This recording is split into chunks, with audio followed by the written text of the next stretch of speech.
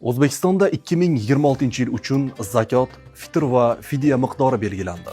O'zbekiston musulmonlari idorasi fatvo markazi tomonidan Ramazon oyi uchun zakot, fitr va fidya miqdori belgilandi. Unga ko'ra zakot 585 probali 85 gram tillaning qiymatidan kelib chiqib 100 million so'm etib belgilandi. Shunga asosan kimda zaruriy ehtiyojidan tashqari kamida 100 million so'm pul mablag'i yoki ushbu qiymatdagi savdo tijorat moli bo'lsa, jami mablag'ining 40 dan biri, ya'ni 2,5% ni zakot niyatida haqdorlarga beradi. Shuningdek, fitr sadaqasi miqdori esa quyidagicha belgilandi. 2 kilogramm bug'doy yoki uning qiymati 10 ming so'm, 2 kilogramm bug'doy uni yoki uning qiymati 12 ming so'm, 4 kilogramm arpa yoki uning qiymati 20 ming so'm, 2 kilogramm mayiz yoki uning qiymati 110 ming so'm, 4 kilogramm xurmo yoki uning qiymati 200 ming so'm. Har kim o'z imkoniyatiga qarab ushbu 5 mahsulotdan xohlagan bir yoki uning qiymatini fitr sadaqasi niyatida kambag'alga bersa kifoya qiladi. Fitr sadaqasini Ramazon oyi davomida hayit namozi o'qilgunga qadar berish kerak bo'ladi, deyiladi xabarda. Eslatib o'tamiz, O'zbekistonda Ramazon oyi joriy yilda 19 fevraldan